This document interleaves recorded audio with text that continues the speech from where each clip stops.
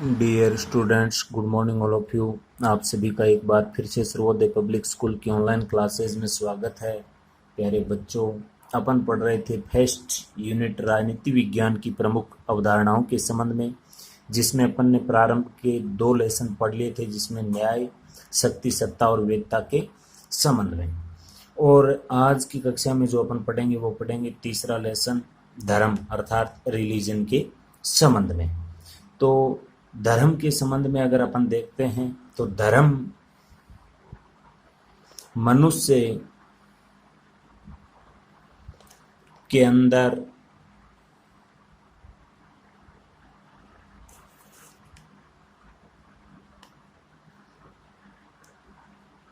व्याप्त एक प्रकार से देवत्व या जिसे अपन आध्यात्मिक बोलते हैं,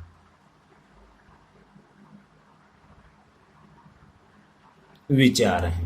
यानी मनुष्य के अंदर जो देवत्व की और आध्यात्मिकता के विचार हैं, जो धर्म है वो व्यक्ति को एक प्रकार से सदाचारी बनाता है।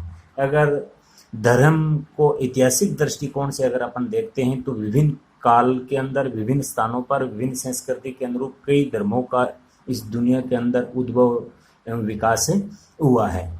और साथ में अगर इनमें देखें तो समय, स्थान एवं संस्कृति और आध्यात्मिक परिस्थितियों में परिवर्तन हुआ, उसके साथ साथ धर्मों के अंदर भी परिवर्तन अपने को देखने को मिले हैं।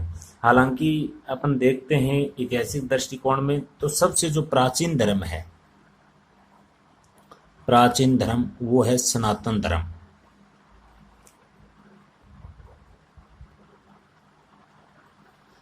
जिसको अपन हिंदू धर्म के नाम से जानते हैं।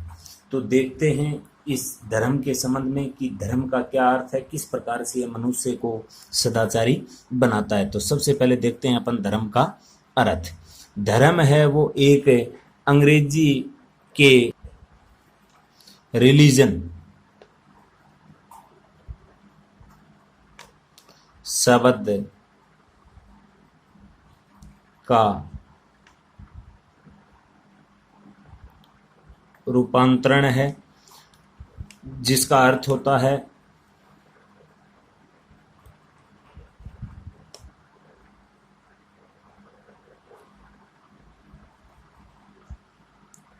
आस्था, विश्वास अथवा अपनी मान्यता। ये रिलीजन का अर्थ है अपने को देखने को मिलता है।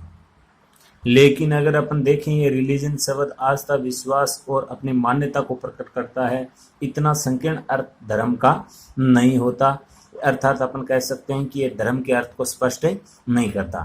धर्म है वो वस्तुतः किसी पूजा पद्धति, कर्मकांड या उपासना की विधि, या अपन कह सकते हैं जो संकीर्ण सोच वाले, जो चोटी, दाढ़ी आदि, जो अपन कह सकते हैं एक प्रकार से ताबीज धारण किए हुए जो लोग होते हैं, उनसे इनका अर्थ नहीं है। तो इनका अर्थ किससे है? तो इस संबंध में जो अपना सनातन धर्म है उसका जो एक पवित्र ग्रंथ है गीता, उसमें श्री कृष्ण जी कहते हैं कि प्रत्येक मानव देवधारी को प्रकृति प्रदत्त उपहार स्वरूप विवेक प्राप्त है। यानी कि कृष्ण जी गीता में कहते हैं कि प्रत्येक व्यक्ति को प्रकृति प्रदत्त एक उपहार है, जिसको अपन विवेक या बुद्धि बोलते हैं। इस विवेक या बुद्धि के आधार पर मनुष्य अपने आप में अन्य प्राणियों से क्या है? श्रेष्ठ है। और मनुष्य अगर अन्य प्राणियों से श्रेष्ठ है तो उसको एक प्रकार से एक अलग सदाचारी बनाता है। और यही मनुष्य अर्थात अपन कह सकते हैं कि अपने आप को एक प्रकार से पहचानने, विवेक के माध्यम से जो पहचानने की एक क्रियान्विति है, या अपन कह सकते हैं पहचानने की एक विधि है, जो मनुष्य को अपने आप से, या अपन कह सकते हैं इस अन्य प्राणियों में, इस दुनिया से क्या रखती है? अलग रखती है। जो मनुष्य अपने आप को पहचानते हुए अपने कर्तव्य का पालन करता है, कर्म के आधार पर अपन कह सकते हैं एक प्रकार से फल प्राप्त करता है। किसी भी व्यक्ति के दूसरे अधिकारों का हनन नहीं करे, पवित्रता के साथ कार्य करे, संकीर्ण सोच से दूर रहे। अर्थात अपन कह सकते हैं कि मनुष्य क्या नहीं हो, स्वार्थी नहीं हो, संकीर्ण सोच वाला नहीं हो, और साथ में अभिमानी भी नहीं होना चाहिए। और अपन कह सकते हैं कि दूसरे के कार्य क्षेत्र में किसी भी प्रकार का क्या नहीं करे, हस्तक्षेप नहीं करे, सत्य के मार्ग पर चले, सत्य, सदाचार आदि के साथ अपना जीवन यापन करे। या अपन कह सकते हैं कि वास्तव में मनुष्य द्वारा ये निर्धारित किया जाता है कि क्या पवित्र है क्या नहीं। ये जो निर्धारित करता है वो मनुष्य करता है अपने विवेक अर्थात बुद्धि से, जो एक प्रकार से मनुष्य को इस जो विभिन्न प्राणी हैं उनसे क्या करता है, अलग रखता है। अर्थात अपन सीधे शब्दों में कहें तो नैतिक आचरण, मनुष्य का जो नैतिक आचरण है वही क्या है, धर्म है। अर्थात इसी दृष्टिकोण में अगर अपन देखते हैं तो मनुष्य जो अपनी प्रथाएं हैं उनको छोड़कर एक प्रकार से जो नैतिक आचरण के साथ अपने कार्य करता है अर्थात अपने कर्म करता है, उसको अपन किसकी संज्ञा देते हैं, धर्म की संज्ञा देते हैं। अर्थात अपन कह सकते हैं धर्म एक ऐसी एकीकृत प्रणाली है जो अपनी प्रथाओं और विश्वासों से एक समुदाय विशेष को नैतिकता से क्या करती है, जोड़ती है। ये सीधे से अर्थों में इसका अर्थ हो गया धर्म का, कि धर्म एक ऐसी एकीकृत प्रणाली है जो अपनी प्रथाओं और विश्वासों को एक समुदाय विशेष को नैतिकता से जोड़ती है। यहाँ नैतिकता का अर्थ हो गया कि मनुष्य का अच्छा आचरण, करुणा, शील, अहिंसा आदि के पथ पर मनुष्य अपना कार्य करता है और अपने विश्वास, आस्था, प्रथाओं के साथ एक विशेष समुदाय से जोड़ता है। उसी का नाम क्या है, धर्म है। और इसी के परिप्रेक्ष्य में अगर अपन देखते हैं धर्म के संबंध में ही, कि धर्म है वो एक प्रकार से जो प्राचीन विचारधाराएं हैं, या अपन कह सकते हैं जो एक प्रकार से धर्मांधता है या जो रूढ़िबद्धता है, उसका अर्थ नहीं है। धर्म का अर्थ है मनुष्य द्वारा अच्छा आचरण करना, करुणाशील व्यवहार करना, अहिंसक मार्ग पर चलना, सत्य के मार्ग पर चलना और अपने नैतिक आचरणों के साथ किसी एक विशेष समुदाय के साथ जुड़ना और अपना विकास करना क्या कहलाता है, धर्म कहलाता है। और इसी परिप्रेक्ष्य में अगर एक और भी आता है टॉपिक अपने सिलेबस के अंदर कि धर्म, और एक शब्द आता है धर्म निरपेक्ष। धर्म व धर्म निरपेक्ष, ये धर्म निरपेक्षता क्या है, इस दृष्टिकोण में अगर अपन देखते हैं तो धर्म निरपेक्षता का अर्थ अपन अपने भारतीय संविधान जब पढ़ा था उस समय पढ़ा था कि भारतीय संविधान को भी एक प्रकार से धर्म निरपेक्ष संविधान बनाया गया है। अर्थात धर्म निरपेक्षता का अर्थ होता है धर्म निरपेक्षता का अर्थ अगर अपन देखते हैं, क्योंकि अपने संविधान को भी जो एक धर्म निरपेक्ष बनाया गया है, तो इस धर्म निरपेक्ष का अर्थ अपन पहले भी पढ़ चुके हैं, मैं आपको फिर से बता देता हूं। धर्म निरपेक्ष का अर्थ होता है किसी भी धर्म के साथ भेदभाव न हो तथा सभी धर्मों को समान दृष्टि से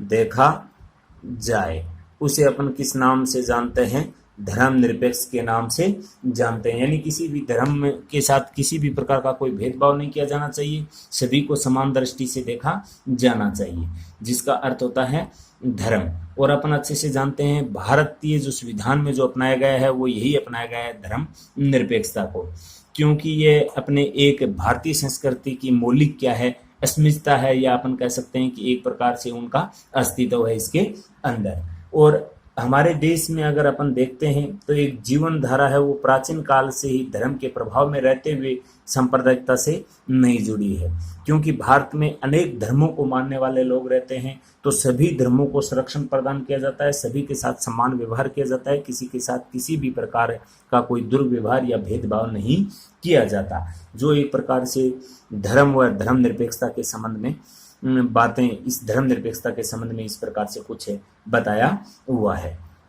इसी के साथ अगर अपन देखते हैं इस धर्म निरपेक्षता के संबंध में, तो धर्म निरपेक्षता है वो अपन अच्छे से जानते हैं, क्योंकि जो धर्म है वो अपने देश के अंदर जो प्राचीन धर्म है, या अपने देश के अंदर नहीं, विश्व का जो प्राचीन धर्म है वो है सनातन धर्म है। तो हिंदुस्तान में सनातन धर्म को मानने वाले भी लोग हैं और अन्य धर्मों को भी मानने वाले लोग रहते हैं। अर्थात अपन कह सकते हैं कि हिंदुस्तान के अंदर अनेक मत मतांतर को मानने वाले लोग निवास करते हैं, और कुछ एक लोग ऐसे भी हैं जो एक प्रकार से धर्म को नहीं भी मानते हैं। तो अपने संस्कृति को बचाए रखने के लिए और अपने देश की सहिष्णुता को कायम रखने के लिए जो अपनाया गया है अपने देश के संविधान के अंदर, वो अपनाया गया है धर्म निरपेक्षता। अब देखते हैं आगे अपन धर्म और नैतिकता में संबंध। ये तो हो गया धर्म और धर्म निरपेक्षता के संबंध में। अब देखते हैं धर्म व नैतिकता के संबंध में। तो धर्म व नैतिकता के संबंध में आपसी जो संबंध है वो बहुत ही क्या है, घनिष्ठ संबंध है, क्योंकि अपन अच्छे से जानते हैं धर्म के अंतर्गत भी वही बात आती है, क्योंकि धर्म का जो मूल लक्ष्य होता है, धर्म का मूल लक्ष्य होता है वो होता है मानव मात्र की सेवा करना, क्योंकि धर्म के अंतर्गत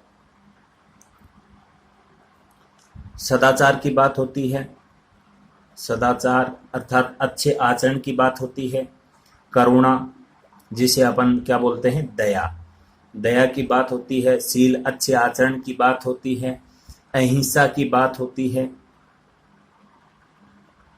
सत्य की बात होती है। अहिंसा का अर्थ होता है मन, वचन, कर्म आदि से किसी को कोई आघात नहीं पहुंचाना। तो इस संबंध में अगर अपन देखते हैं तो धर्म और राजनीति में जब एक प्रकार से विवेकपूर्ण संबंध होता है तो मनुष्य का क्या होता है, कल्याण होता है, क्योंकि अपन अच्छे से जानते हैं सभी धर्मों में सामान्य जो विश्वास एवं मूल्य एक जैसे होते हैं, और उनके बावजूद भी अभी तक ये एक प्रकार से अपन कह सकते हैं कि धरातल की वास्तविक दृष्टि से अगर अपन देखते हैं या अपन देखते हैं कि इनकी वास्तविक स्थिति क्या है, तो वो काफी भिन्न है। क्योंकि अपन देखते हैं कौन सा भी धर्म आप देख लीजिए, सब में बात आती है वो करुणा की, दया की, शील की, अहिंसा की, सत्य की, सदाचार की बात आती है। कोई भी धर्म किसी भी प्रकार से दूसरे के साथ दुर्व्यवहार की आज्ञा नहीं देता है, और यही सब की सब बातें हैं वो किससे जुड़ी हुई होती हैं, नैतिकता से जुड़ी हुई होती हैं। क्योंकि अपन अच्छे से जानते हैं कोई भी धर्म है वो अन्य धर्मों की किसी भी प्रकार से निंदा नहीं करता, ना ही भर्त्सना करता, ना ही कहीं उसमें तिरस्कार का उल्लेख दिया हुआ है। अपनी अपनी सब प्रथाएं, अपनी अपनी रीति रिवाज, सब कि सब धर्मों में यही बात आती है, मानव मात्र की क्या करना, सेवा करना, अर्थात प्राणियों की सेवा करना और सदाचारी बनना, दयावान होना, शील अच्छे गुण और सत्य के मार्ग पर और अहिंसा के मार्ग पर चलकर अपना विकास करना। और यही सब के सब किसके साथ जुड़े हुए होते हैं, अपनी नैतिकता के साथ जुड़े हुए होते हैं। क्योंकि नैतिक सत्य सभी धर्मों में जो एक प्रकार से आपसी जो प्रेम है, करुणा है, जिसे अपन दया बोलते हैं, उसका संदेश देता है। और सभी धर्मों के समान मूल्य में विश्व में एक प्रकार से श्रेष्ठ राज्य की स्थापना तभी संभव है जब इन जो नैतिक नियम है उनकी धर्म के अंतर्गत क्या होगी, पालना होगी। क्योंकि ये धर्म है में जो ये सदाचार, दया, शील, अहिंसा, सत्य की बात होती है, सब के सब किसके नियम है? नैतिकता के नियम है। और जब इन नैतिकता के नियमों की पालना अगर धर्म के अंदर ईमानदारी के साथ होगी तो एक प्रकार से विश्व के अंदर एक श्रेष्ठ राज्य की स्थापना की उम्मीद अपन कर सकते हैं या उसकी स्थापना कर सकते हैं। तो ये संबंध हुआ धर्म व नैतिकता के संबंध में। अब देखते हैं अपन इसी के परिप्रेक्ष्य में धर्म और राजनीति के मध्य में संबंध। धर्म और राजनीतिक संबंध, यानी धर्म का राजनीति के साथ कैसा संबंध है, जिसके संबंध में अपन अच्छे से जान। धर्म और राजनीति के क्षेत्र में अगर अपन देखते हैं तो प्राचीन काल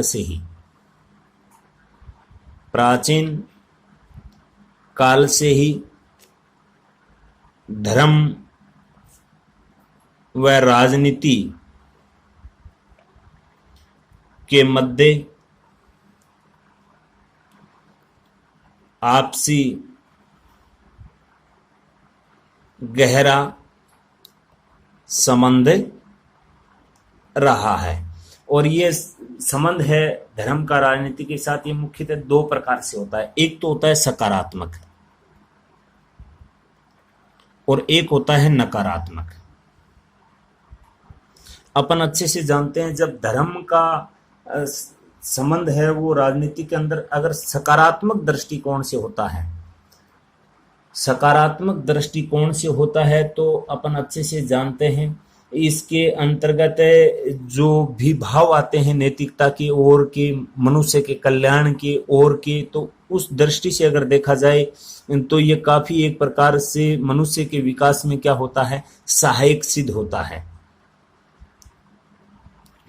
और सहायक सिद्ध कब होगा? जब धर्म की नैतिकता बनी रहेगी, उसको सकारात्मक दृष्टि से लिया जाएगा। उसको शुद्ध रूप से अगर अपन देखते हैं अगर सकारात्मक दृष्टि से, तो उसमें मनुष्य के विकास में यह धर्म है वो काफी क्या है, सहायक है। लेकिन कई बार नहीं, लगभग जो राजनीति के अंतर्गत प्रारंभ में तो इसका जो प्रवेश हुआ था, ये इसका जो संबंध स्थापित हुआ था वो सकारात्मक हुआ था। लेकिन धीरे धीरे वर्तमान समय में अगर अपन देखते हैं धर्म का राजनीति से संबंध तो वो ज्यादातर कौन सा हो गया है, नकारात्मक हो गया है।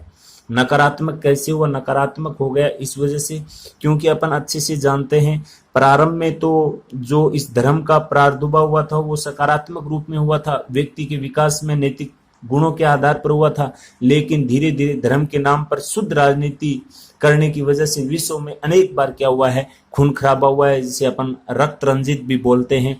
क्योंकि इस प्रकार की स्थिति अगर अपन देखते हैं तो इस धर्मांता की वजह से आज भी काफी खून खराबा हो रहा है। इस धर्मांता या अपन कह सकते हैं कट्टरपंथियों की वजह से, क्योंकि ये कट्टरपंथी होते हैं, धर्मांता से या धर्म के अंधे जो लोग होते हैं वो एक प्रकार से मरने मारने के लिए क्या रहते हैं, तैयार रहते हैं। और अगर अपन बात करते हैं सेकेंड वर्ल्ड वार के बाद, तो इसको एक प्रकार से जब इस धर्म का समावेशन राजनीति के अंदर किया गया था तो वो बहुत ही अपन कह सकते हैं कि सहायक था। लेकिन धीरे धीरे जो विभिन्न राजा थे और थे वो एक प्रकार से अपने राज्य क्षेत्र को बढ़ाने के लिए धर्म की आड़ में एक प्रकार से अनेक प्रकार के क्या किए, युद्ध किए। और युद्ध में अपन अच्छे से जानते हैं युद्ध के परिणाम क्या निकलते हैं, जिसमें चाहे वो इस्लाम हो, ईसाई हो, यहूदी हो, धर्म हो, अनेक धर्म हैं वो काफी वर्गों में इस प्रकार से अपनी शक्ति की आड़ में अपनी मान्यता, अपने धर्म के विस्तार के कार्य करने के लिए परस्पर अनेक देशों में आपस में कई बार क्या हुए, युद्ध हुए। और इस युद्ध में काफी अपन अच्छे से जानते हैं जन धन की भी क्या हुई, हानि हुई। और आज भी इस प्रकार की स्थिति लगातार बनी हुई है, क्योंकि धर्म की आड़ में अपने साम्राज्य के विस्तार किया। और इतिहास धर्म के नाम पर अनेक बार इस प्रकार से इतिहास के अंदर अगर अपन देखते हैं तो अनेक प्रकार से इस प्रकार से रक्तपात हुआ है, क्योंकि अपने धर्म को श्रेष्ठ साबित करने के लिए या उसे सिद्ध करने के लिए धर्म की आड़ में अनेक प्रकार की आतंकी घटनाओं को भी अंजाम दिया जाता है, आतंकी घटनाओं को। और आतंकी घटनाओं को अंजाम दिया जाता है तो आतंकी घटनाएं जो कट्टरपंथियों द्वारा इस प्रकार से की जाती है, तो उसमें एक प्रकार से जो निर्दोष लोग होते हैं वो बेचारे काफी मारे जाते हैं, काफी नुकसान होता है, काफी अपन कह सकते हैं कि रक्तपात की स्थिति बनती है इस राजनीतिक क्षेत्र में जब धर्म का नकारात्मक दृष्टिकोण से इसका प्रयोग किया जाता है या नकारात्मक संबंध उसके अंदर स्थापित होता है। और इस संबंध में अपने भारत के एक हुए हैं प्रसिद्ध विद्वान राम मनोहर लोहिया। उन्होंने धर्म और राजनीति के संबंध के दायरे कुछ अलग अलग बताए, लेकिन उन्होंने कहा कि इन दोनों की जो जड़ है, यानी धर्म और राजनीति, धर्म व राजनीति, इनके जो दायरे हैं वो क्या हैं, अलग अलग हैं, अलग अलग हैं, लेकिन इन दोनों की जड़ क्या है, एक है। दोनों की जड़ क्या है, एक है। क्योंकि जो राम मनोहर लोहिया के अनुसार इन दोनों के कार्य अलग अलग बताए थे कि धर्म एक दीर्घकालीन राजनीति है, जबकि राजनीति क्या है, एक अल्पकालिक क्या है, धर्म है। धर्म का काम है भलाई करना। जो धर्म है, रिलीजन, जिसका कार्य है लोगों की भलाई करना, और उस भलाई की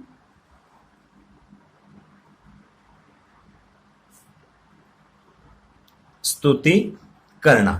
और जो राजनीति है उसका कार्य है जो बुराई है उसके खिलाफ है लड़ना।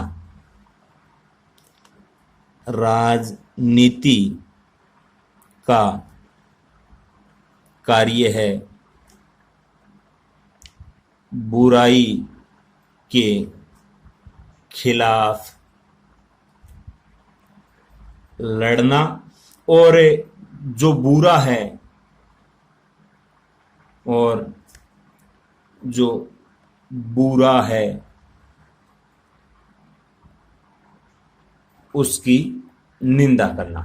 लेकिन ये नकारात्मक स्वरूप कब होता है, जब धर्म अपना कार्य करता है लेकिन राजनीति है वो कई बार बुराई के खिलाफ अपने संकीर्ण सोच के लिए या अपने निजी स्वार्थों के लिए बुराई के खिलाफ ना तो लड़ती है और ना ही उसकी क्या करती है, निंदा। कई बार उसके खिलाफ लड़ती नहीं है, केवल उसकी क्या कर देती है, निंदा कर देती है। तो इस प्रकार की कला उत्पन्न हो जाती है, जिसलिए इसलिए जो धर्म और राजनीति के जो मूल तत्व हैं वो एक प्रकार से अपने जो निश्चित या एक सकारात्मक पथ था उससे क्या हो जाते हैं, अलग हो जाते हैं। और धर्म और राजनीति का विवेकपूर्ण मिलन मानवीय कल्याण के लिए क्या हो सकता है, साधक। जब इस प्रकार की स्थिति अगर वास्तविक दृष्टिकोण से अगर देखें तो अगर ये सत्य साबित हो जाती है तो वो एक प्रकार से अपन कह सकते हैं मानव के कल्याण के लिए क्या हो जाते हैं, मानव कल्याण के लिए साधक बन जाते हैं। और धर्म और राजनीति को पृथक करने का सबसे बड़ा उद्देश्य यही है कि दोनों अपने अपने मर्यादित क्षेत्र में क्या रहे, सक्रिय रहे, एक दूसरे के कार्य में किसी भी प्रकार का कोई हस्तक्षेप नहीं करे। क्योंकि अब जो धर्म है वो भलाई करता है और बुराई भी धर्म करता है, ऐसा नहीं होना चाहिए। धर्म का कार्य भलाई करना और भलाई की स्तुति करना, और राजनीति का कार्य बुराई के खिलाफ लड़ना और बुराई की निंदा करना। तो अपने मर्यादित क्षेत्र में ही इनको अपने कार्य करने चाहिए, ताकि एक प्रकार से अपने जो निहित स्वार्थ है उनकी पूर्ति के लिए किसी भी प्रकार का जो इन दोनों का आपस में दुरुपयोग नहीं हो। अर्थात अपन कह सकते हैं धर्म का राजनीतिक क्षेत्र के अंतर्गत दुरुपयोग नहीं किया जा सके, ताकि मानव का क्या हो सके, कल्याण हो सके। इसी संबंध में जो कुछ आगे कुछ बचा हुआ शेष पार्ट है अपना धर्म और अहिंसा के संबंध में, धर्म राष्ट्रीयता के संबंध में, भारतीय संस्कृति के अंतर्गत धर्म की क्या संकल्पना है उसके संबंध में पढ़ेंगे अपन कल की नेक्स्ट कक्षा में। आज के लिए इतना ही, धन्यवाद।